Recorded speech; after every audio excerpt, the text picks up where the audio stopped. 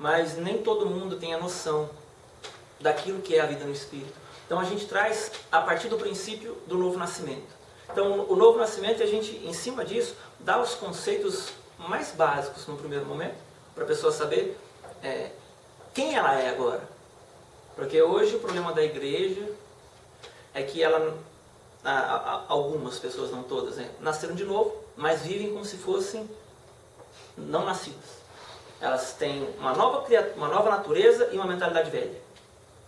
Então, por causa da ausência da renovação da mente, a igreja ela fica cativa do que é natural. Ela fica cativa das circunstâncias, ela fica cativa da maneira dela de interpretar os fatos, a Deus, as pessoas, enfim. Então, Deus, Jesus, na pessoa de Cristo, né? Quando Deus enviou Jesus, ele disse assim: e conhecereis a verdade, e a verdade vos libertará. E um pouquinho depois, eu repito com frequência: se o Filho vos libertar, verdadeiramente sereis livres. Então, a verdade ela tem ligação com uma libertação. Mas libertação do quê? Porque quem é livre de algo. E se Jesus fala assim: e conhecereis a verdade, e ela vos libertará, se ele fala no futuro, é sinal de que no presente alguém estava cativo. Ele não disse libertou, ele disse libertará. Então, para quem ouviu, havia uma prisão, uma condição de escravidão. Então, em cima dessas coisas, a nova natureza, quando nós ouvimos a palavra e cremos nela, ela é aquela que nos dá a condição de sermos livres da opressão.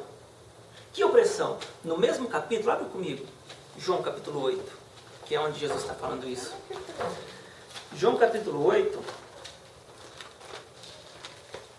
a partir do versículo, deixa eu ver. O que nós lemos está em 8,32, mas acho que vamos começar de antes. João capítulo 8. Vamos ler a partir do versículo 21. Todos acharam? Uhum. Diz assim, Jesus falando: de outra feita lhes falou dizendo: vou retirar-me, e vós me procurareis, mas perecereis no vosso pecado. Para onde eu vou, vós não podeis ir. Então diziam os judeus: terá ele acaso a intenção de suicidar-se? Por que diz: para onde eu vou, vós não podeis ir? E prosseguiu: vós sois de cá de baixo, eu sou lá de cima. Vós sois deste mundo, eu deste mundo não sou. Por isso eu vos disse que morrereis nos vossos pecados, porque se não credes que eu sou, morrereis nos vossos pecados. Então lhes perguntaram: quem és tu? Respondeu-lhe Jesus: que é que desde o princípio vos tenho dito? Muitas coisas tenho para dizer a vosso respeito e vos julgar. Porém, aquele que me enviou é verdadeiro, e de modo que as coisas que dele tenho ouvido, essas digo ao mundo. Eles, porém, não atinaram o que lhes falava do Pai. Disse-lhes, pois, Jesus: quando levantardes o Filho do Homem, então sabereis que eu sou, e que nada faço por mim mesmo, mas falo como o Pai me ensinou. E aquele que me enviou está comigo. Não me deixou só, porque eu faço sempre o que lhe agrada. Ditas essas coisas, muitos creram nele. Disse, pois, Jesus aos judeus que haviam crido nele: se vós permanecerdes na minha palavra, sois verdadeiramente meus discípulos, e conhecereis a verdade, e a verdade vos libertará. Então, vamos parar um pouquinho. Jesus falou várias vezes a respeito dele, a respeito do Pai, e o povo não entendia. E aí, antes dele dizer que a verdade libertaria, ele disse que ele, no verso 26, por exemplo aqui, lá no finalzinho, o verso 26, fala assim, de modo que as coisas que dele tenho ouvido, essas digo ao mundo.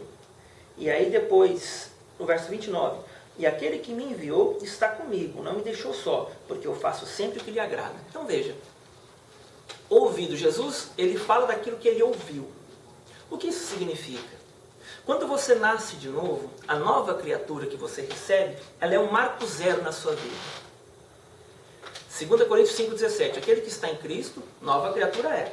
As coisas velhas já passaram, e eis que tudo se fez novo. Tudo se fez novo. Então, se fez novo, significa que não tem mais nada a ver com o que era. Nada a ver com o que parecia, nada a ver com o que existia. Agora é uma outra condição que você recebeu. Que condição é essa? João 1, no verso 12. Todos quantos o receberam, deu-lhes o poder de serem feitos filhos de Deus, a saber, aos que creem no seu nome. Então, agora nós ganhamos uma condição de filho. E a condição de filho é a seguinte. Nós estamos num momento em que Paulo chama de... é necessário a renovação da mente. Romanos 12, no verso 2. E não vos conformeis com este século, mas transformai-vos pela renovação da vossa mente, para que experimenteis qual seja a boa, perfeita e agradável vontade de Deus. Como vem a renovação da mente? Vamos entender como que ela se conserva antes de falar como se renova. Como ela se conserva? Deixando tudo como está. Eu não preciso ouvir nada diferente, eu não preciso fazer nada diferente, nada que precisa acontecer de diferente para que aquilo seja como está. Então isso é conservação, é manter as coisas. Mas renovação fala de ouvir algo novo. Fala de ouvir algo que não é o que eu era habituado a ouvir. De perceber algo que eu não era habituado a perceber. Mas como isso aconteceria se não houvesse primeiro uma nova condição? Qual é a condição? O novo nascimento. Quando você nasceu de novo, você passou a ter uma condição de compreender as coisas pela mentalidade de Deus, de Cristo Jesus. Ele te deu essa capacidade. Mas por que eu e você não conseguimos compreender? Porque nós pulamos algumas etapas da edificação pessoal. Jesus, ele fala duas coisas aqui, ó, verso 26. Lê comigo, ó, de novo. Ó. Muitas coisas tenho para dizer a vosso respeito e vos julgar. Porém, aquele que me enviou é verdadeiro e de modo que as coisas que dele tenho ouvido, essas digo ao mundo. Então, você vê que Jesus ele não falava nada de si mesmo. Ele falava que ele ouvia primeiro e o que ele ouvia, ele falava. O que isso significa? Ele era passivo com relação a Deus. O que é ser passivo? Ele simplesmente transmitia o que Deus falava para ele. Porque ele falava, ó, eu tenho muito a vos dizer e vos julgar. Porém, falando dele, eu só falo o que eu ouvi do meu Pai. Jesus estava falando que ele podia julgar se ele quisesse. Mas ele queria falar o que Deus mandava falar. E não da parte dele em si. Vocês estão entendendo o que eu estou falando? Então volta comigo, não perde João, tá? João 5. Volta aí só um pouquinho. João capítulo 5. E nós vamos ler aqui a partir do versículo 19.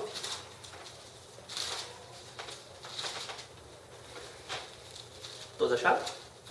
João 5, versículo 19.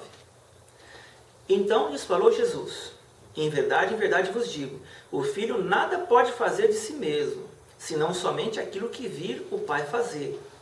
Porque tudo o que este fizer, o Filho também semelhantemente o faz. Então olha só, Jesus está aqui reafirmando o que ele disse em João 8. Na verdade aqui ele disse primeiro, em João 8 ele reafirmou que o Filho não pode fazer nada se antes não vir o Pai fazer. Jesus, ele era 100% Deus e 100% homem. Então ele representava a humanidade e a própria pessoa de Deus. E ele era nascido do Espírito e de mulher. Então, ali em Cristo Jesus, o reino dos céus e o reino da terra habitavam no mesmo lugar. Está claro?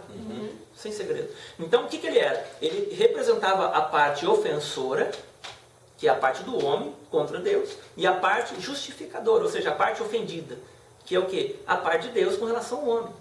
Deus se sentiu ofendido com o pecado do homem e Jesus, ele veio para produzir para o homem a justiça que Deus exigia, segundo a lei. Então, quando ele uniu as duas naturezas, ele assumiu a responsabilidade de ser o quê? O representante, o mediador. Paulo chega a dizer assim, acho que 1 Timóteo 5, não lembro agora, 2,5. Há um só mediador entre Deus e os homens, Cristo Jesus, homem. Então, Jesus, ele é a nossa condição aos olhos de Deus. Quando Deus olha para Jesus, ele vê todo aquele que é nascido de novo da mesma forma, com a mesma justiça e com o mesmo amor. Porque para Deus a justiça que Cristo Jesus aplicou sobre nós é satisfatória. Aí, então, o que isso tem a ver com ouvir o que Deus disse? Com Jesus fazer o que ele escutava? É simples. Sem a justiça de Deus, ou seja, sem a nova natureza que você recebeu ao ouvir a palavra da fé, é impossível você ouvir Deus e compreendê-lo. Então tudo começa na justiça de Deus. Você e eu precisamos compreender que quando nascemos de novo, nós somos a justiça de Deus na terra em Cristo Jesus. Você tem a semente de justiça, que é a sua nova natureza. Então quando Deus olha para você, Ele não olha mais focado em Adão, ou seja, na sua natureza caída, carnal. Ele olha focado na sua nova natureza, e é com essa nova natureza que Ele comunga com você e te edifica. Como que Jesus falava que a casa dele seria chamada?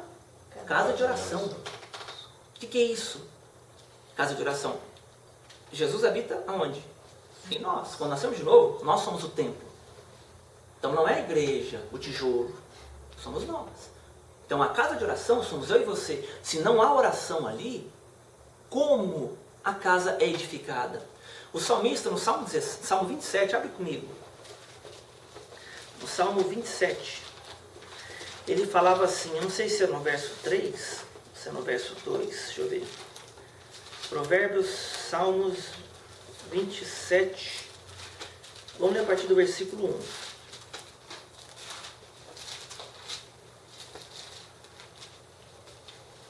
Vou esperar os irmãos acharem. Sai um pouquinho de água para mim, por favor. Ó, Salmo 27, verso 1. O Senhor é a minha luz e a minha salvação. De quem terei medo? O Senhor é a fortaleza da minha vida. A quem temerei?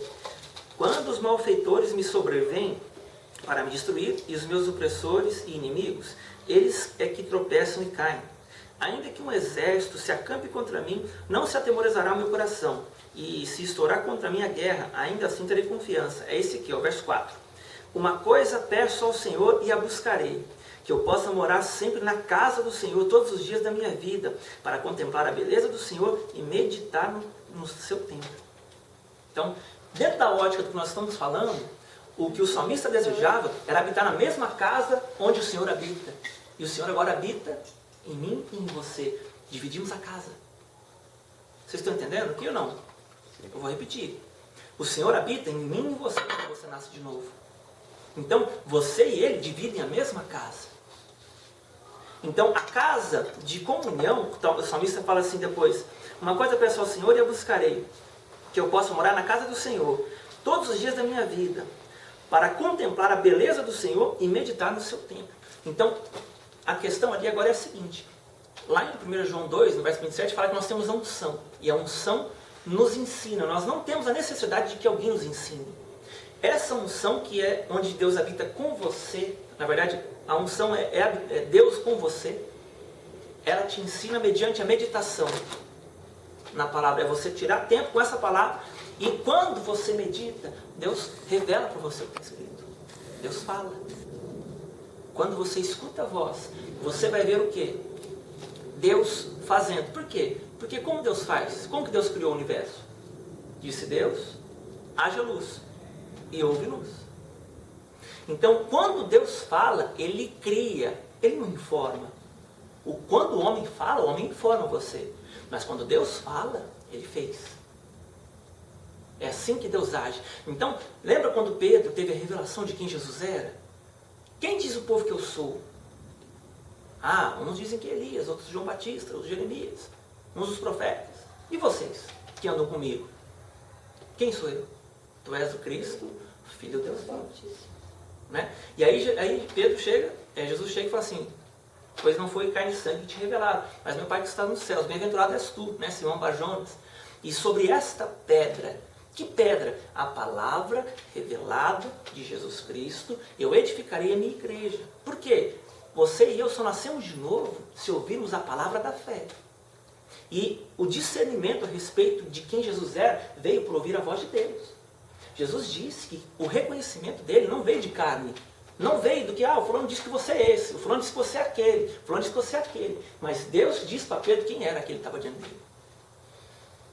Vocês estão entendendo? Então, quando Deus fala, Ele gerou a condição em você de ser edificado como igreja. Então, é necessária a primeira palavra de comunhão. Ou seja, Jesus revelar a palavra escrita dele para você, para gerar em você uma condição de construir um santuário para Ele. Porque ainda que a minha casa seja chamada casa de oração, Paulo fala em Efésios que nós somos santuário do Deus vivo. Abre comigo, lá em Efésios, capítulo 2.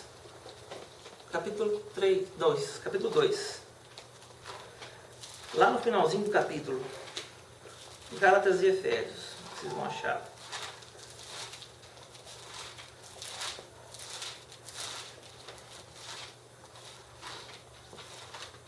Efésios capítulo 2, versículos 19 em diante. Não, 20 em diante. Acharam? Efésios 2, a partir do versículo 20.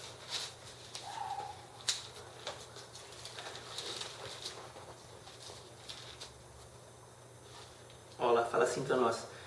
Edificados sobre o fundamento dos apóstolos e profetas, sendo ele mesmo, Cristo Jesus, a pedra angular, no qual todo edifício, bem ajustado, cresce para santuário dedicado ao Senhor, no qual também vós juntamente estáis sendo edificados para a habitação de Deus no Espírito.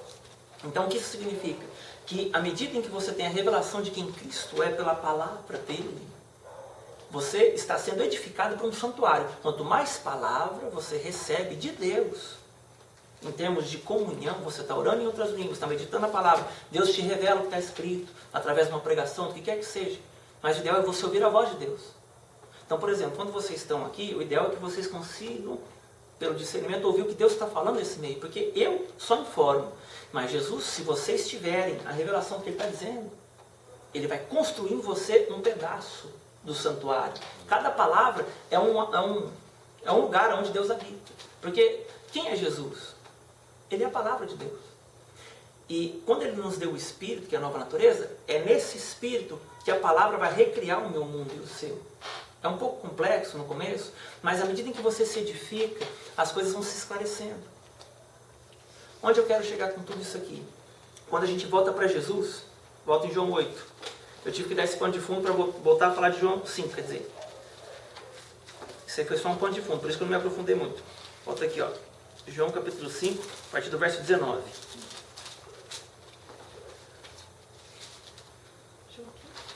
João 5, 19. Que é onde a gente estava. Só dei um pano de fundo para a gente entender o que está acontecendo. O que estava embutido na informação de Jesus aqui, ó. Então, falou Jesus: em verdade te digo que o Filho nada pode fazer de si mesmo, senão somente aquilo que vir o Pai fazer. Porque tudo o que este fizer, o Filho semelhantemente o faz.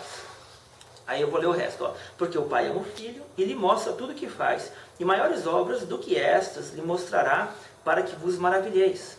Pois assim como o Pai ressuscita e vivifica os mortos, assim também o Filho vivifica aqueles a quem quer.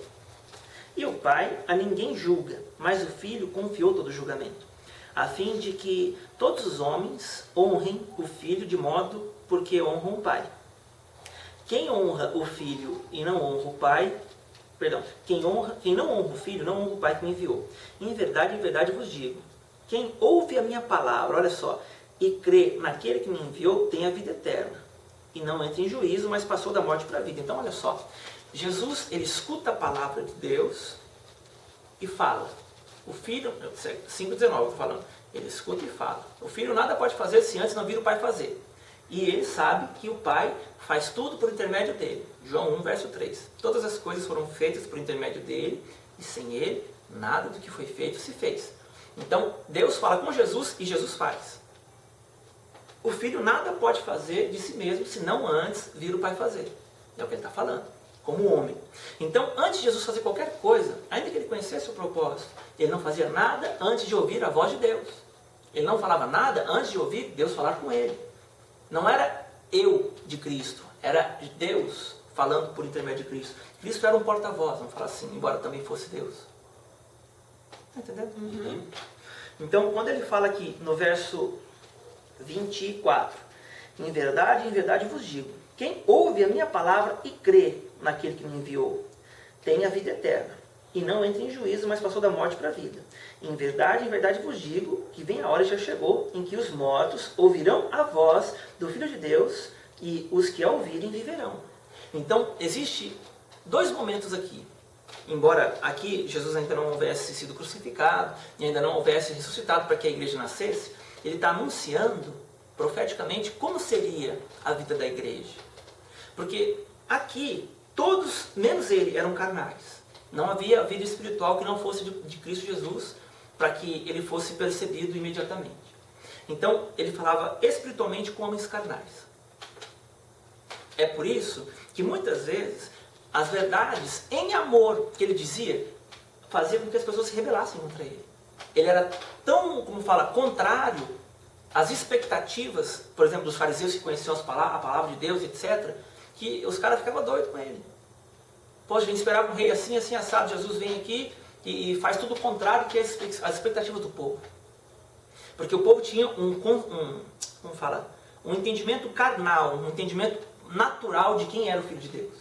E Jesus, embora fosse homem, ele veio trazer vida e vida eterna. E ele condicionou isso ao ouvir a voz dele. Então, como o homem era carnal, como o homem era natural, ele não podia receber vida da palavra imediatamente. Porque somente pelo Espírito que desceu em Pentecostes, o homem nasceria de novo, e essa palavra vivificaria o que Deus fala, o que Jesus disse. 1 Coríntios 15, 45 fala assim que o primeiro homem foi feito alma vivente, o segundo, espírito vivificante. O primeiro Adão e o último Adão. Então, quando você e eu nascemos de novo, nós nos tornamos um espírito vivificante. O que isso significa? Quando Deus fala, o Espírito produz vida nessa palavra dentro de nós. E aí a mente se renova. Então, a condição é de ouvir a voz de Deus para ter a vida eterna. O que Jesus está falando aqui? Eu vou ler de novo aqui o verso para vocês entenderem. O verso 24. Em verdade vos digo, quem ouve a minha palavra e crê naquele que me enviou tem a vida eterna. Então, você vê que a vida eterna está em ouvir a palavra. Não entra em juízo, mas passou da morte para a vida. Como você passa da morte para a vida? É nascendo de novo, isso está implícito. Ele falou para Nicodemos. Aquele que não nasce da água e do Espírito não pode ver o reino de Deus. E depois ele fala assim, quem é nascido da carne é carne, quem é nascido do Espírito é Espírito. É por isso que o homem não podia ter vida ouvindo a palavra de Deus, porque ele ainda era natural, não havia nascido de novo. Só depois que nasceu de novo, que pôde extrair vida da palavra de Deus. E ele fala isso no final desse capítulo, vocês vão entender, olha só. Verso aqui agora 25. Em verdade vos digo que vem a hora e já chegou, em que os mortos ouvirão a voz do Filho de Deus, e os que a ouvirem viverão. Porque assim como o Pai tem a vida em si mesmo, também concedeu ao Filho ter a vida em si mesmo. E lhe deu autoridade para julgar, porque é o Filho do homem. Não vos maravilheis disto, porque vem a hora em que todos os que se acham nos túmulos ouvirão a sua voz e sairão. Você vê quantas vezes Jesus fala de ouvir voz, ouvir voz, ouvir voz? Várias e várias vezes. Então é aqui, ó. Aqui Jesus era homem, então estava diante deles. Agora, como Jesus não está mais fisicamente, naturalmente, matéria, diante de nós, a questão agora é ouvir a voz. Ele está falando aqui várias e várias vezes. Para ter vida. E a vida é o que produz fruto. Paciência, amor, longanimidade, mansidão, domínio próprio. Os frutos do Espírito. É ouvir a voz de Deus. E não é Deus revelar para você a vida do irmão. É Deus revelar a palavra. Deus precisa revelar para mim a palavra de Deus. Porque senão não há como eu ter vida. Porque ele está falando aqui. O Pai tem a vida em si mesmo e concedeu ao Filho também ter a vida em si mesmo. Nós lemos aqui. E quando nós nascemos de novo, nós nos unimos a Cristo. 1 Coríntios 6,17, aquele que se une ao Senhor é um só Espírito com Ele. Então, o próprio Cristo compartilha conosco dessa vida interior que Ele tem, a vida eterna. E ela só vai se manifestar na minha vida e na sua, à medida em que eu tenho comunhão, através da oração em línguas e da meditação da palavra com Deus. Aí o que acontece? Tudo que eu recebo no escondido, por exemplo, Mateus 6,6, entrarás para o teu quarto, fecharás a tua porta, orarás a teu Pai que está em secreto, e teu Pai que vem em secreto te recompensará. Tudo que você tem na comunhão com Deus, quando você se reúne como igreja, com os irmãos, ali você derrama. É essa a ideia da igreja que Jesus comprou. Não é você chegar e ir lá ouvir o pastor. Isso aí é a última coisa. Mas começa na comunhão, você sozinho com o seu noivo. Amém, igreja? Amém. Então, continua comigo aqui, ó. Verso 29. os que tiverem feito o bem para a ressurreição da vida, e os que tiverem praticado o mal para a ressurreição do juízo. 30. Eu nada posso fazer de mim mesmo, na forma porque ouço, julgo. Então olha só, aonde está o discernimento de Cristo? Ele escuta Deus e aí ele percebe. O meu juízo é justo, porque não procuro a minha própria vontade, e sim a vontade daquele que me enviou. Se eu testifico a respeito de mim mesmo, o meu testemunho não é verdadeiro. Outro é o que testifica a meu respeito, e eu sei que o testemunho dele é verdadeiro. É o testemunho que ele dá de mim. 33. Mandastes mensageiros a João, e ele deu testemunho da verdade. Eu, porém, não aceito o testemunho humano. Digo-vos, portanto, entre tanto essas coisas, para que sejais salvos. Então, olha para você ver o que ele está falando aqui. Por que não aceita testemunho humano? Porque tudo que vem do humano é natural. Tudo que vem do humano não pode redimir.